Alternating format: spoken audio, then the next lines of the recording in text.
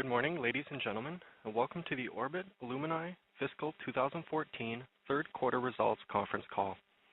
Considering most of the company's shareholders are English-speaking, the management presentation will be in English only. Questions will be answered in the language of the question. A transcript of this call will be available in English on Orbite's website this coming Thursday, and a recording of the webcast will also be made available on the site. A transcript in French will be made available subsequently. Considérant que la plupart des actionnaires de la société sont de langue anglaise, la présentation de la direction sera tenue en anglais, tandis que les questions seront répondues dans la langue de la question. La retranscription écrite de l'appel sera disponible sur le site d'Orbite en français et en anglais à partir de jeudi, tandis que l'enregistrement de l'appel sera aussi disponible sur le site. S'il vous plaît, notez que la discussion de ce matin peut inclure de l'information prospective. Les énoncés prospectifs ne sauront être interprétés comme une garantie de rendement ou de résultats futurs et sont assujettis à des risques connus ou inconnus, à des incertitudes, à des hypothèses et à d'autres facteurs imprévisibles, indépendant de la volonté de la société.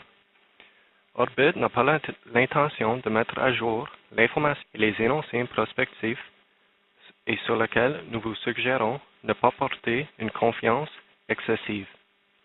Before we begin, I would like to remind everyone that certain matters discussed in today's conference call or answers that may be given to questions asked could constitute forward-looking statements that are subject to risks and uncertainties relating to Orbite's future operational results or business performance.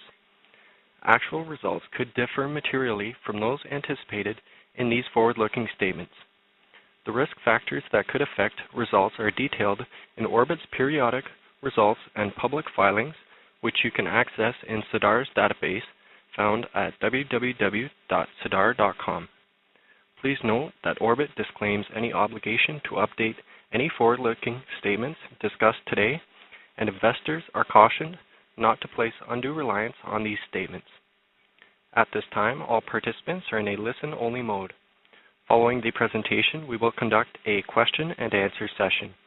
Instructions will be provided at that time for you to queue up for questions. If anyone has any difficulties hearing the conference, please press star 0 for operator assistance at any time. I would like to remind everyone that this conference call is being recorded on Wednesday, November 5th, 2014 at 10 a.m. Eastern Time.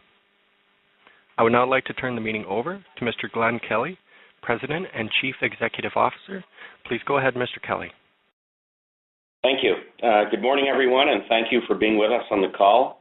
As per usual, I'm joined on the call by Jacques Bédard, our Chief Financial Officer. Today's call, as our calls before, is divided into three parts. I will start with an overview of our HPA project, following which Jacques will discuss the financials. I will then return with some forward-looking comments prior to opening the floor for questions.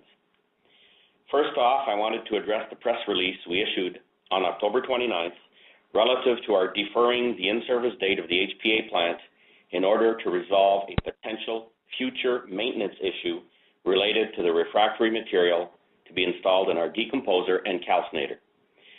I have the impression from some of the comments I received this past week that not everyone has fully understood that, beyond the fact that we are now expecting commercial production to commence a little later than originally anticipated, we are in good shape and continue to progress well towards commercialization. So I will first talk about the refractory materials to be installed in this calcinator and decomposer, and then I will address our process and progress more generally. Before that, however, I wanted to make a couple of points of note. As we are the only public company in the HPA market, our activities are much more visible than those of our competitors. Consequently, we are scrutinized much more than others in our space. It is something that comes with being a public company, and we believe our disclosure practices, based on strong corporate governance, are fully aligned with the interests of our stakeholders.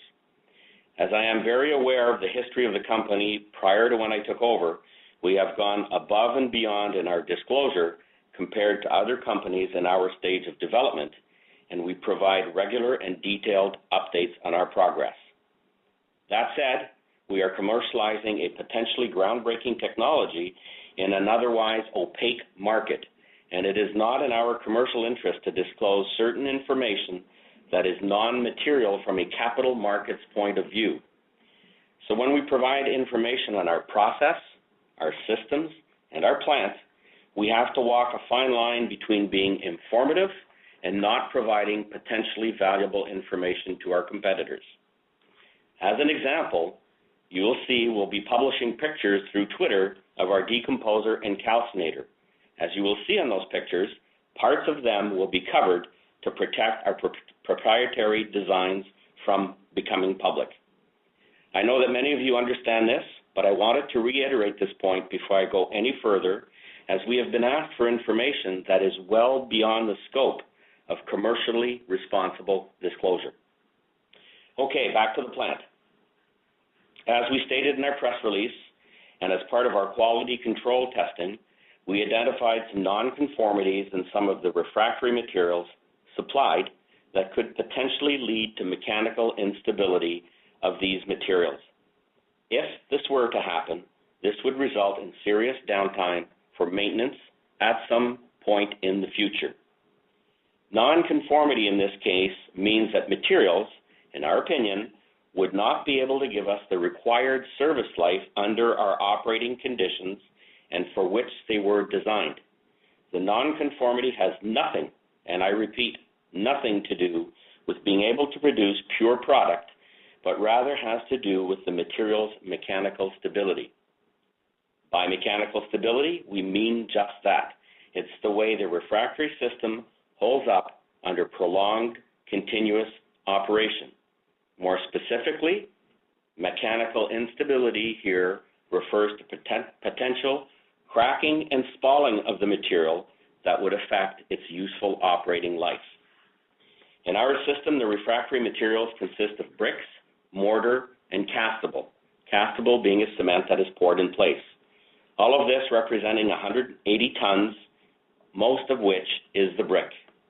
It was in the mortar and the castable that we found some nonconformities during our quality control testing. The bricks performed completely as anticipated, and there are no issues with them.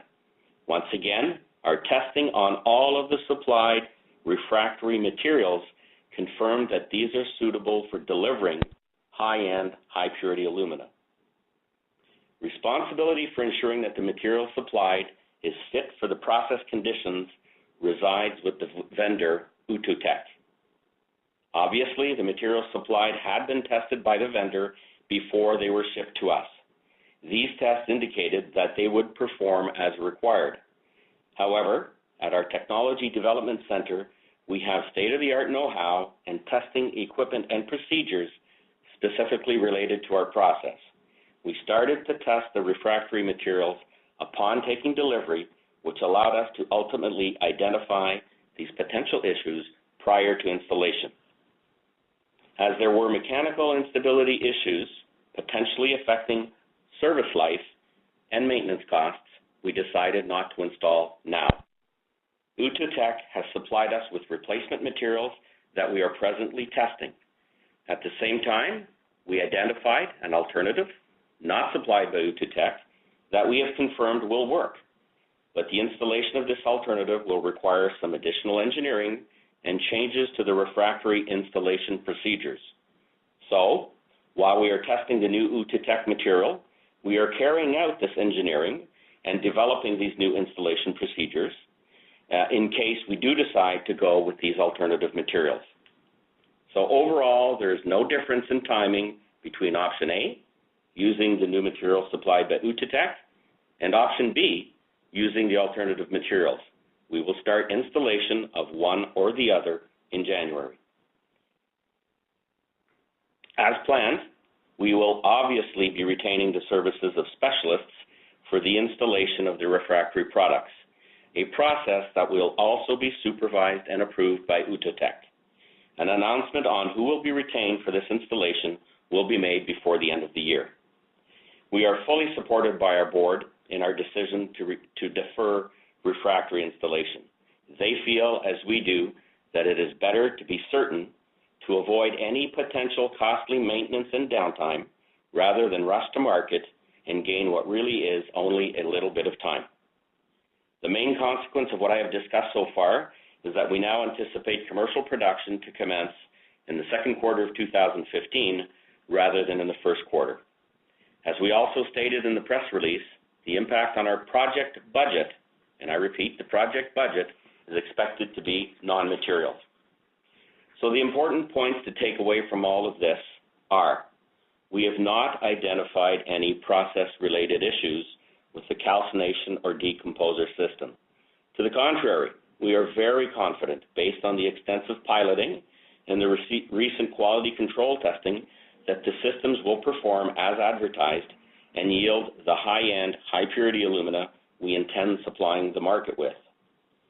2, deferring installation of the refractory system is a precautionary measure. And 3, if required, we have an alternative that we know will work. However, we favor using and working with the Outotec supplied material. Even though we decided to defer installation of the refractory system to January, we are progressing well with plant construction. We completed mechanical installation of the decomposer and calcinator in line with our earlier communicated schedule, and we also tweeted some pictures of this start of this process. By the way, and as mentioned earlier, we will be sending out a few more pictures shortly of the systems now in place. While we are doing the additional testing work on the refractory materials, other construction activities not dependent upon completion of the calcination system will continue. So before I hand over to Jacques for the financials, a few more words on our process. During the quarter, we completed 2 production runs, producing aluminum chloride hexahydrate, the precursor to high-purity alumina. In these runs, we reconfirmed that the front end of our process functions well and that we are able to produce this intermediate product at very high purity. Also, as I mentioned, pre-purchase piloting with Outotec and our recent quality control testing confirmed that the calcination system selected addresses the issues the company had with its first calcinator. Furthermore, testing on both supplied and alternative refractory materials reconfirmed the suitability of these products for achieving the required high purity levels during decomposition and calcination. Once again, purity is one thing, mechanical stability is another. We have no purity issues with the refractory materials, and we have the solution to the mechanical issue. So we have a front end that functions, and all the indications are that the back end will also. We are excited about these results, and consequently are confident our plant will, upon successful commissioning, deliver high purity alumina that meets the required specifications on a consistent basis. On that note, I'll hand over to Jacques before returning with some closing remarks. Jacques? Thank you, Glenn, and welcome everyone. As per usual, I will focus on the areas we consider most relevant in assessing our financial health, which are our cash balance, liabilities, financing, and burn rate. As of September 30th, 2014, working capital was a positive $14.2 million compared to $11.2 million as at the end of the last quarter. We held $11.6 million in cash and short-term investments, up by $2.6 million as compared to $9 million as of June 30th, 2014. The increase was due mainly to the $10 million Series X debenture financing, offset partially by cash used in operating and investing activities. As of September 30th, we had incurred external capital costs of $14.5 million in relation to the construction of the HPA plant. During the quarter, we maintained rigorous financial discipline, resulting in cash flows used in operations decreasing by $250,000 to $1.9 million as compared to the same period in the prior year. On July 11th, 2014, we completed a $10 million financing through the exercise of the Series X subscription rights, The investment was in the form of a convertible debenture with a 7.5% coupon and 13 million warrants. The conversion price of the debenture is set at 50 cents, with the warrants priced at 60 cents.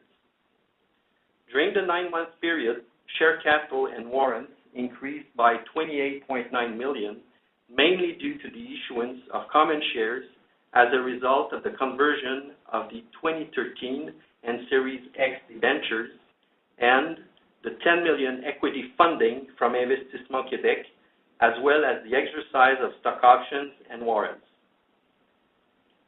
In December 2012, we issued a 25 million debenture securitized against tax credits receivable in relation to our investments in equipment for manufacturing and processing in the Gaspé region. During the quarter, we received a first installment of 6 million related to investments made in 2012. Subsequent to the quarter, a second installment of 6.3 million was received. So net of these two installments, we now have 13.4 million in non-current investment tax credits receivable pledged against the December 2012 debenture. The 12.3 million received is held in a segregated account. Investment tax credits classified as current increased by 3.2 million to 4.6 during the first 9 months of 2014, mainly as a result of the recognition of the 2014 accrued investment tax credits receivable on equipment purchased. The balance for investment tax credit receivable related to 2014, which are not pledged against the 2012 debentures, currently stand at 3.2 million. The company anticipates the total investment tax credit receivable, unrestricted by securitization, to come in at 6.3 million upon completion of the HPA production facility. Compared to December 31, 2013, we recorded a 6.2 million decrease in non-current liabilities, predominantly as a result of the conversion of the December 2013 and Series X debentures into common shares, offset partially by an increase in long-term debt resulting from the 3.8 million non-interest-bearing loan from Canada Economic Development. Although as a pre-revenue company, we are dependent on equity, debt financing, and refundable tax credits to fund our plant investments and operations, we continue to be in good financial health. As we near completion of our project to commence commercial production and start generating revenues, we continue to closely monitor our capital and continue to consider funding alternatives, including drawing on the 30 million Series Y subscription agreement, which is subject to shareholder and regulatory approval. This concludes my comments, and I will now end the call back to Glenn. Thanks, Jacques. I will now make a few brief closing remarks before opening the floor to questions. Although we need an additional quarter compared to our original estimates, we continue to progress well towards commercialization. Being commercial or generating revenues will depend on our ability to convert the many sales leads we have into contracts. To do so, we have to supply samples. As I mentioned, we had 2 very successful production runs during the quarter, producing pure HPA precursor. To convert this material into high-purity alumina, we are making some modifications to our old decomposition and calcination system. Once these modifications are completed and product calcinated, we can submit our product to over 30 interested parties for it to be assessed in the supplier qualification programs. We anticipate that the conversion of the old calcinator will be completed in the 4th quarter, and samples will be sent out subsequently. I would like to conclude by reiterating a few key points. Yes, we have identified something that could have caused mechanical issues if we had gone ahead and installed the materials we were supplied with. But we identified this in time, prior to installation, and have an alternative solution if required. We will need to do some additional work, which will take some extra time, but not a lot. Our plant has been designed for a long economic life, and we rather take that extra time now than rush to market and be potentially faced with costly and time-consuming maintenance downtime down the line. All the work we have done to date in quality assurance, process fine-tuning, production runs, equipment piloting has reconfirmed that our process and technology work, and consequently we are confident that our plant, upon successful commissioning, will produce a consistent high-end HPA, meeting the exacting requirements of exciting and growing industries. I can say that we are on the cusp of being commercial with a groundbreaking new technology, and we look forward to updating you all on our progress once again in the coming quarters, both regards to the plant and our commercial activities. One question people may have regards our name change. We had expected to have this sorted out by the end of September, but needed a little more time to complete our new website. However, we were recently informed by the stock exchange that they have initiated a process related to our request for approval of the change that might lead to Orbit being reclassified into a different sector on the exchange. The reason for this potential change is that Orbit, as we have communicated, is not so much a mining company anymore as much as an industrial technology company. So for now, our name remains Orbit. This is really Orbite Aluminae, This really is something non-material, though obviously something we would have hoped to have finalized by now. That concludes our prepared remarks, and I will now turn the call over to the operator, who will poll participants for questions. Thank you very much. And at this time, if you'd like to ask a question, please press star, then the number 1 on your telephone keypad. We'll pause for a moment to compile the Q&A roster.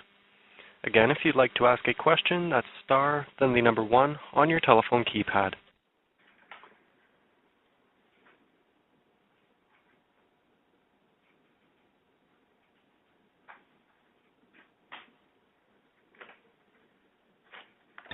Your first question comes from Matt Koranda with Roth Capital Partners. Please go ahead. Morning, gentlemen. Thanks for taking our questions. Just wanted to start out with the refractory material. Could you describe the process for qualifying the new refractory materials supplied by Outotec? What are you doing to qualify the material, and what would cause you to go with the alternative material that you've identified?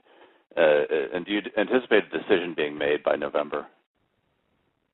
There are two series of tests, Matt, and thanks for that question. The first series of tests is what we call corrosion testing, where we install the material, either the brick, the mortar, or the brick and mortar, into a furnace in which we inject and circulate hydrochloric acid and air at the same conditions that we would be operating under, and that furnace is heated to 800 degrees centigrade. That is the most demanding service condition and reflects exactly what is in the calcinator, or in the decomposer section of the calcinator. We then look at any materials being corroded off or taken out of the refractory materials. We collect that, establish quantities and what materials they are, and that's how, and through this test, that we were able to confirm beyond any doubt that we're not going to be affecting any purity of our product in the decomposer or calcinator. Subsequently to that, and having run this test, which takes a week per material, we then take the material and send it to the mechanical stability testing. And there are a variety of tests that are carried out to measure the crushing strength, the modulus of elasticity, crack propagation. Those are carried out either internally or with external labs, and there's an additional test that we call the spalling test. And so we are running these mechanical stability tests on material that has undergone process conditions. So the first series of tests, there were no surprises, and as indicated, nothing would affect purity.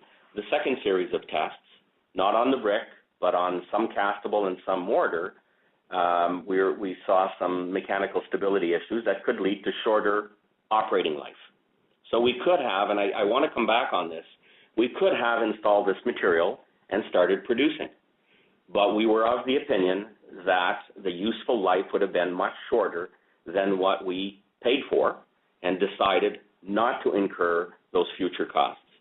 So the materials that we are now receiving from Outotec are undergoing the same testing. The alternative materials that we identified have already undergone this testing, and we will be deciding to go option A or option B prior to the end of November. Okay, thanks for that. That is helpful. And just if you could explain with a bit more color how you're doing this for no additional cost. Are you recouping some from Outotec, or just a little bit more color on how you can do this without additional capital expenditures? Well, this is testing type work. It's not a very cost-intensive process. It's more time-intensive. It's using equipment that we do have at our Technology Development Center in Laval. But definitely the costs related to this work we'd be looking at recouping from Outotec since they did not supply the required materials in the first place. Okay. And just shifting gears to the ramp-up that's expected now in Q2, when would you anticipate beginning commercial operations specifically within Q2? Are we talking April or June? What's the target there? Well, we're looking at starting our commissioning in March or April, and the commercial operations would be in the second half of Q2. Okay. And how long do you anticipate the ramp-up taking to get to the 3-ton per day phase 1 production target once you Our planning right now is about a quarter. So starting at 1 ton per day and increasing to 3 tons per day over 3 months or 1 quarter. Okay. All right. And then just moving on to capital costs, I know that the total estimated CapEx is about $106 million in gross capital costs before the investment tax credits. Can you just give us an update on what has been spent to date? Jacques, maybe you can take that question? Yes, sure. So as we mentioned, the incurred amount up to now is $14.5 million on the project. That's based on external capital costs.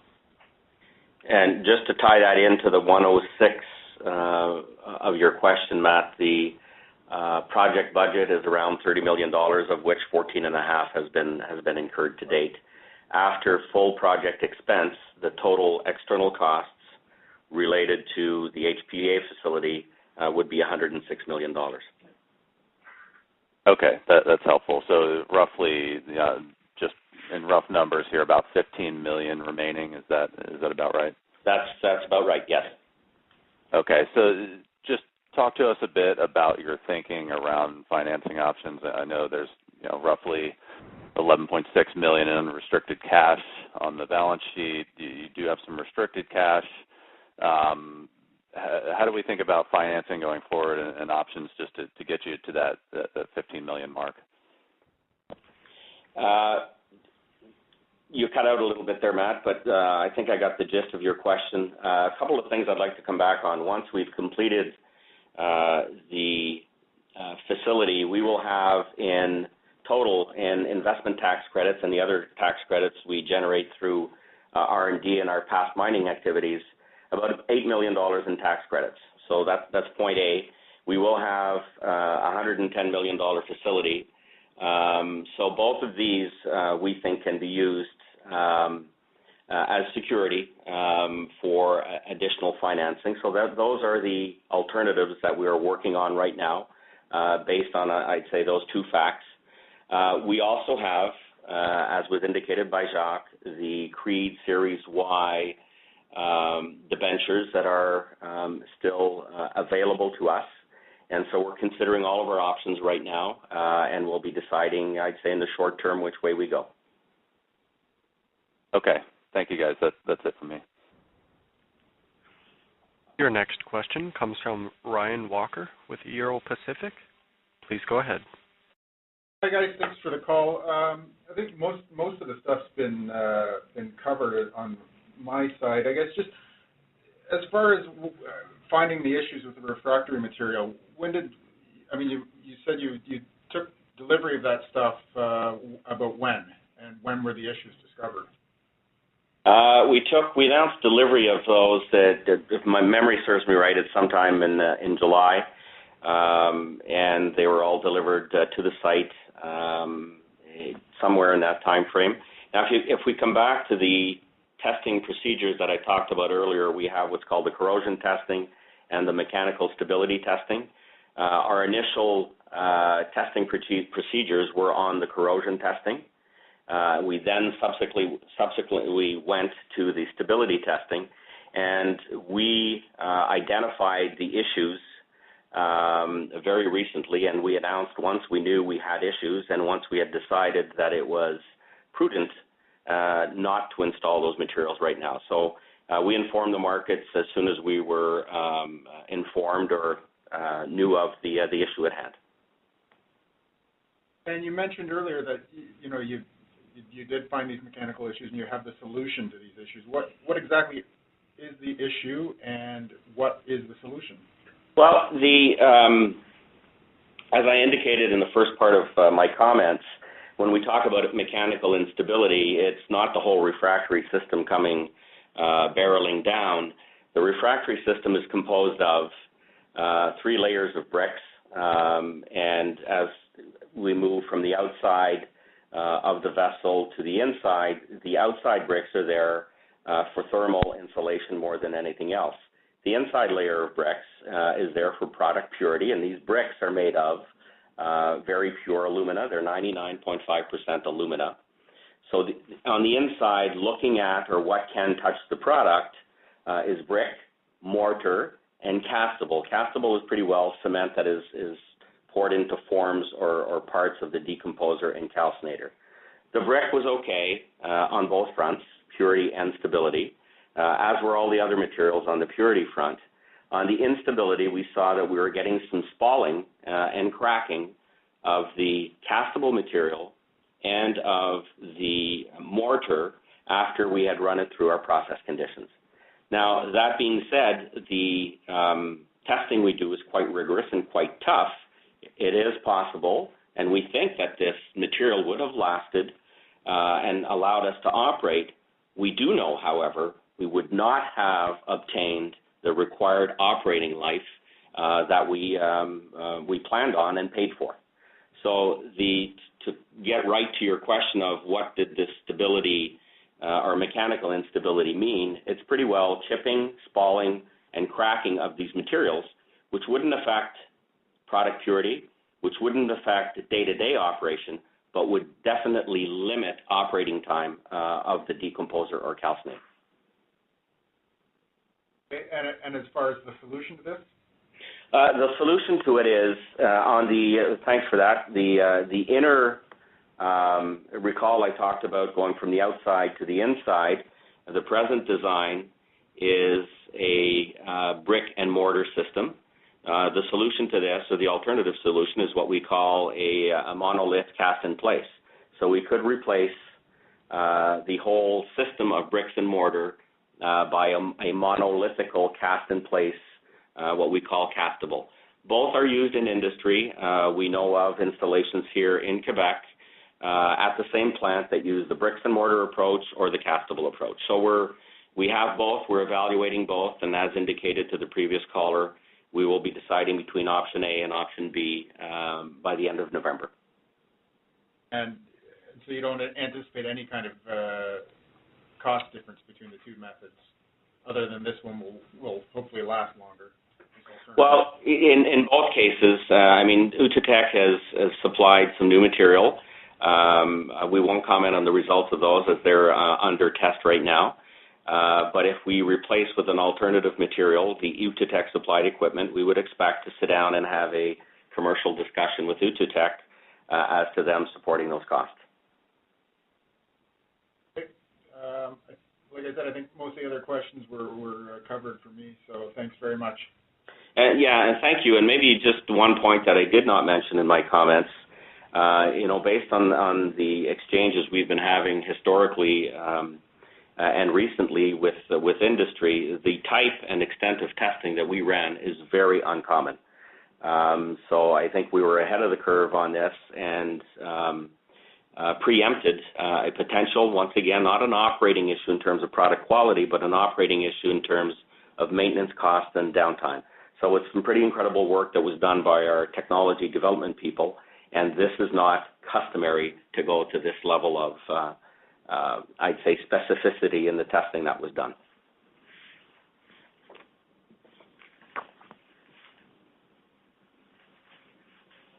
Your next question comes from Claire de Young, a private investor. Please go ahead. Glenn, good morning. Thanks for taking our calls. A couple questions. First, I'd say I don't think any shareholder would ever expect you folks to put out your trade secrets. I just don't think people would expect that. However, I did actually find the news release a bit deficient, and here's my question. So I gather from your comments that it was not a design or engineering failure. It was the failure of Outotec to provide you materials that were specified in your contract with them. And so it was not nonconformance. It was a failure for them to meet contract specification. Okay, and I'm glad this time you separated. You're giving me one question at a time, Claire. You normally come at me with three. But just on that, I'm not going to get into the details of the contract we have with Outotec. Suffice it to say that as a customer or as a purchaser, we don't specify the product we want in terms inside the calcinator or decomposer. We are not the expert in the domain, and we are not the engineer doing the design of this. We specify the operating conditions, the operating environment in terms of flow rates, in terms of product to be decomposed or calcinated, in terms of the presence or not of hydrochloric acid. So the operating environment is known by the designer and vendor. Then the material that is supplied has to be fit for that purpose. The testing that we conducted showed that this material or part of this material was not fit for the purpose for which, the purpose that we defined as our operating conditions. So, if you go back and read the press release, I think it was quite clear right along those lines. Good. So that I actually think is there's a delay, and that's problematic. My next question will be related to that, but that's actually good that it was that and not a design failure, because if I get a chance, I'll ask you a question related to the Archer or the Harper calcinator that looks like you're putting back in use.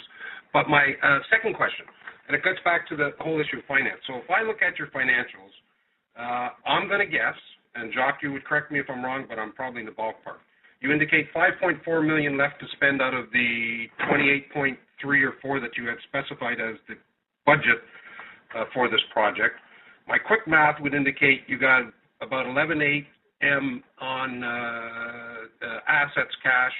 You got 3.9 left of payables and whatnot. That gives me about $8 million left. You take away 5.4 to spend on the capital, gives me about 2.6 mil. Your quarterly cash burn for OPEX, not CAPEX, but OPEX is what, about $2 million a year or $2 million a quarter? That gets me to somewhere probably early February, mid-February, before there's a cash problem. And so I guess I'm going to ask the question, the Creed Series Y, I'm guessing, and I could be wrong, but I thought that was do or die come November the 11th. So whatever has to happen is going to happen fairly quickly for financing. And then related to that, because it's a 3-month delay, I'm guessing that requires additional funding to deal with that delay. Okay, Claire, I didn't get all your numbers, and I'm not going to try and reconstruct them, but I'll take them one by one. And before I go there, just to come back to your opening comment about a design failure, I just wanted for it to be quite clear that we are not the ones conducting the design of the calcination or decomposer system. When we go out to market, we go out for bid by giving our process and operating conditions and listing the requirements in terms of performance that is required from the piece of equipment that we are purchasing. So there's no design responsibility on Orbite's behalf. Just want to clear that up, and I don't know if it was clear for you by the comment you made. On the second point, I'll go to some of your conclusions where you said about mid-February or February that we would be in a cash problem situation. I'd say based on your quick calculations, you're about right. That being said, and as we had indicated at the past conference call, we know we have to go out for additional financing. We have alternatives today that we did not have a year ago, and I'd like to come back and reiterate them. We will have about $8 million in tax credits receivable. Those have been used in the past to raise financing. That is a potential that we may use again going forward. We also have and will have a facility that will be completed and represents about $110 million in assets that can also be used to securitize different types of financing vehicles. So we are much, much more comfortable, and we're not at all in the same position as we were a year ago. To your third point, you are correct. I don't know in terms of the date, but we have to call a shareholders meeting if we want to proceed with the Creed Y series by Saturday of this week, which is November 8th, I believe. So those options are all on the table. The alternative options to Creed, we do have alternatives now that we did not have a year ago, and we're working on and still evaluating both of those paths. Thanks for your answers. I will hop back in line if I get another chance to ask a question. Thanks. Thanks, Claire. Thanks for your continued interest also. Your next question comes from James McKinnon with Queen's University. Please go ahead. Hi, I'm in no way representing the institution. They just asked for my affiliation. I'm a private investor. A lot of the things I was interested in have already been dealt with, but one thing that kind of surprises me is that there seems to be no other source of revenue other than, the revenue you get when the HPA plant finally starts production. And particularly thinking in terms of the new name of the company, technology is plural, one would expect a technology company to have multiple sources of revenue. Can you comment on this? Sure, and great university, James. It's my alma mater.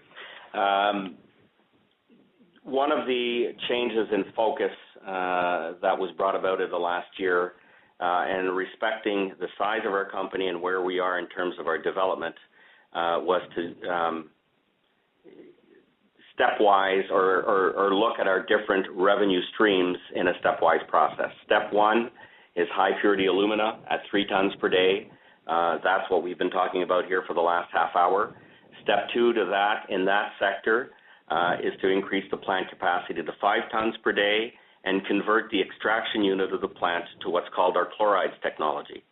That then unlocks and allows us to test at industrial scale our second revenue stream generator, which is what we call waste monetization, where we take as the input to the plant fly ash, red mud, or other mine residues and extract all of the valuable components that are in those feedstocks. So as we have said in the past and as we have explained at the AGM and in our corporate presentations that are on our website, we see that in the 2016 timeframe after we get high purity alumina up, running, and generating revenues. Our third source of revenue is coming back to what Orbite was originally all about, which is our Grand Vallée aluminous clay deposit for the production of, separation of, and production of smelter-grade alumina. On that front, we have interest and a partner and an offtake agreement, but we want to, knock these off in a logical and risk-adjusted fashion. HPA first, waste monetization second, and smelter-grade alumina third. The fundamental and important point is all of these are based upon the same technology platform. So the HPA facility is really the gate or the door that we have to go through to those two other sectors. Does that answer your question, James? Well, it certainly helps. But for example, my understanding is that Veolia did fairly extensive testing in a lab in Europe a couple of years ago of at least some aspects of the red mud remediation, but that doesn't seem to have turned into a source of revenue. Did you say Veolia? Yes. Okay, I'm not sure if they did much testing. I know they've done testing with us.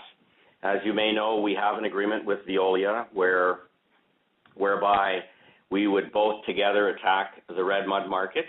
As I've indicated in the past, that agreement stipulates that we must work with Veolia in an exclusive fashion.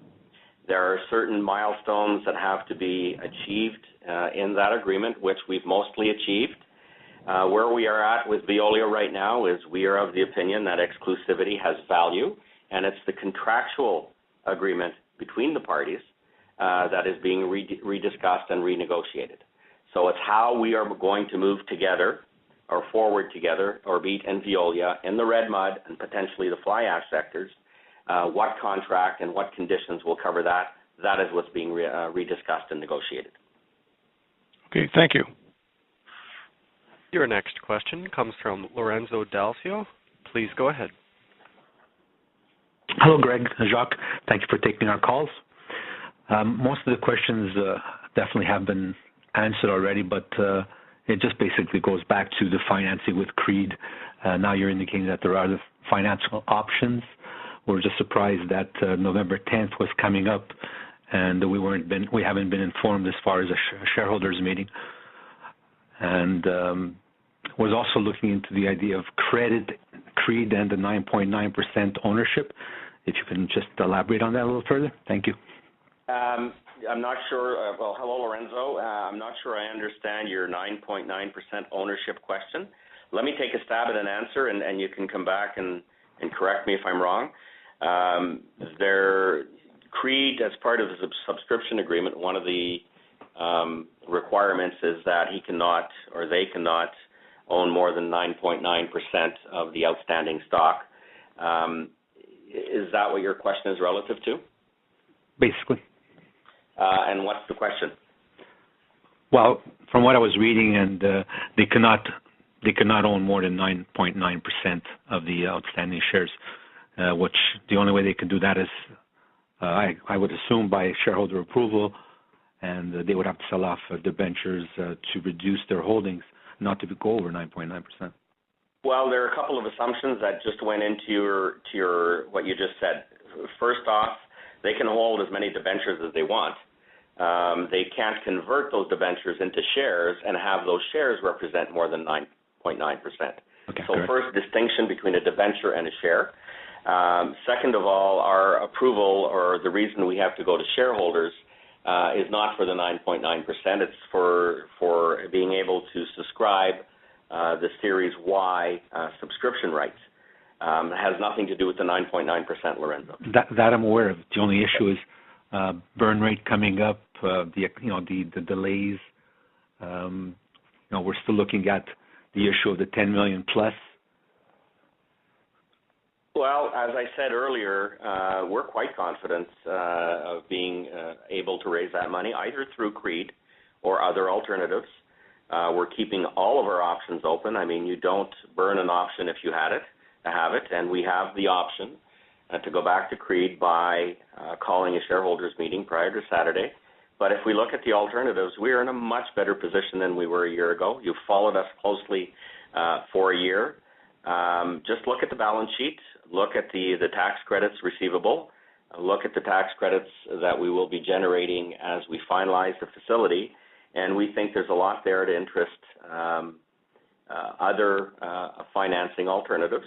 Once again, and I'll come back to that, we still have the Creed Y alternative. That is an option for us. Your next question comes from the line of Peter Trapp with Bifrost Capital. Please go ahead. Yes, hi, good morning. At the risk of repetition, I'm wondering if you could just speak a little to the skeptics and non-believers who say that the technology either doesn't work or that the cost or probability of producing 5/9 HPA material is too onerous for expected returns.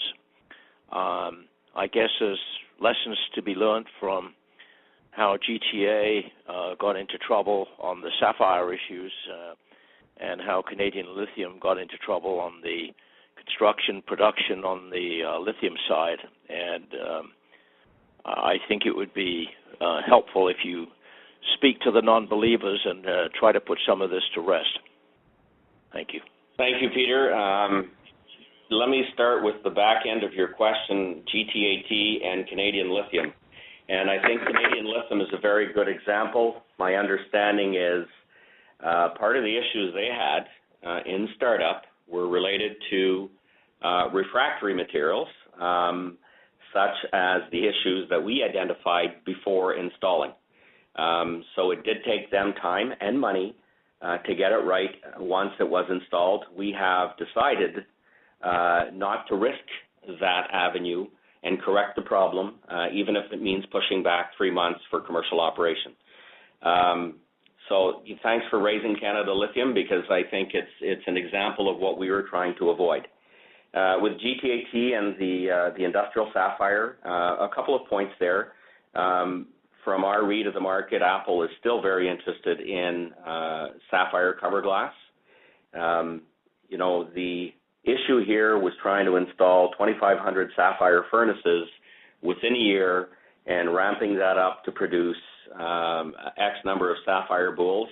It may have been a little fast, a little aggressive, and in the end, they weren't able to pull it off. That being said, if you look at any survey out there, the most sought-after quality in any personal device or phone is a sapphire screen. Apple's competitors have started installing them. There's Kyocera, Huawei out of China, and a couple of others that have already started. So we think this is a pause and not an end to Apple going to sapphire. And I think the GTAT Apple situation will clarify quite rapidly here over the next few months as to whether Apple is going to operate that facility or somebody else is going to come in and operate it for them.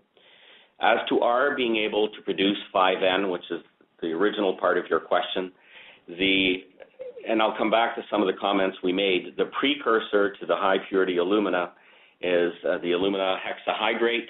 We have produced that with the existing facility. We produced limited quantities of it because, as you can understand, we've torn a part of the facility out, getting ready for the new construction. But the quality of that precursor material is fine. It's very pure. I won't give you guidance on what happens or what type of purity HPA will get once it's decomposed and calcinated, but we are very confident to be in the 4.5 to 5N levels of purity. So the front end, as I indicated earlier, is working fine. The back end is decomposition and calcination, and we know and we think we have the right equipment to do so. We've ran extensive testing showing that we won't pick up impurities in the decomposer and calcinator. All we have to do now is change the crystal structure of that alumina hexahydrate, and we think we're going to get there with the high purity alumina. So I don't know what else to say. We've de-risked this piece by piece. We've de-risked the operating and maintenance or potential operating and maintenance issues and are very confident in producing the 4.5 to 5N HPA. We also think that the industrial sapphire cover glass market is going to be a very big market in the years to come. I have a follow-up. Yeah. Okay. So one of the speakers on the call referred to the red mud issue or red mud remediation. And I know that you're spending, 99% of your time right now, or 99.999% of your time on HPA, but it would be helpful if you could give us a little bit more insight as to the work you're doing with Veolia, and I think the question about whether, in fact, there are any revenues or contracts or joint ventures with them imminent is particularly important given the cash situation that may arise next February to March. Okay, just on, and once again, I'll start by the back end of your question at the end. Relative to the cash situation that may arise, once again, we're very comfortable in being able to raise the funds required to finalize the facility and get it into commercial production and thus generating revenues. So I want to separate that from the red mud and the discussions with Veolia. And we're basing that evaluation on the numbers on our balance sheet, on the interest that we see in the market, and on some of the tax credits that we will be able to use and monetize, we believe, in the future. As to Veolia, as I indicated earlier, the work with Veolia, or the process with Veolia right now, is more of defining the relationship between Orbite and Veolia going forward. We are, under the present MOU, exclusive to them, and we think that has a certain value that is presently not reflected. So I don't want to get into any details of discussions or negotiations. What we are trying to determine and establish now with them is just that.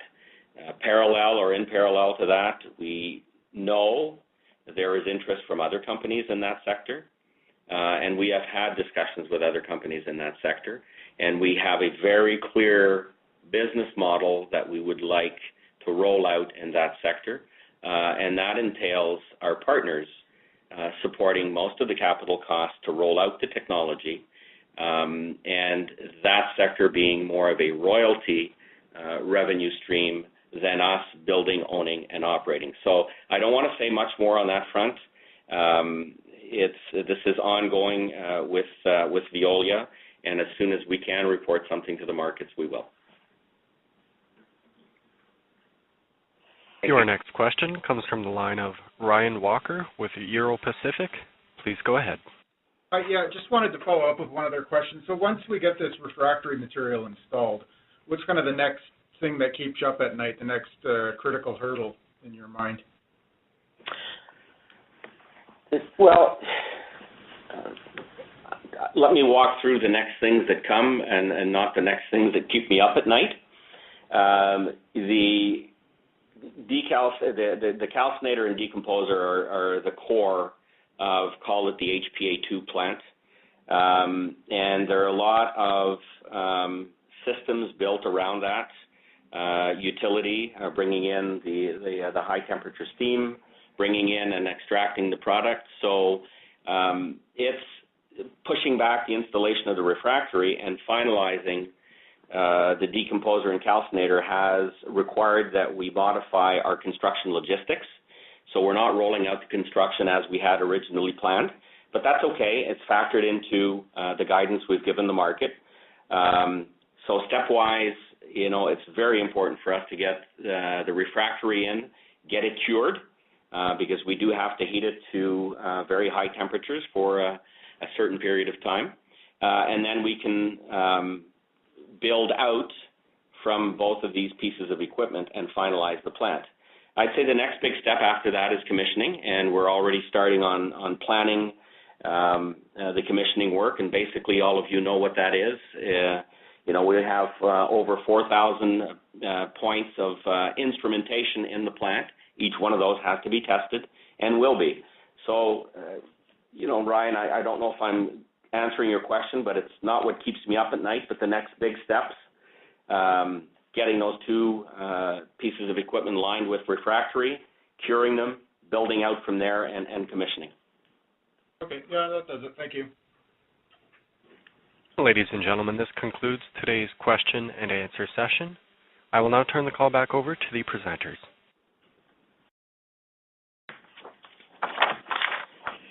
Well, once again, thanks everyone for joining our call. I noted there are people that are on each quarter, and I thank you for that. Thank you for your interest and your questions. And we look forward to reporting on our progress in the coming months. And on that, we wish you a very nice day to all. And this concludes today's conference call. You may now disconnect.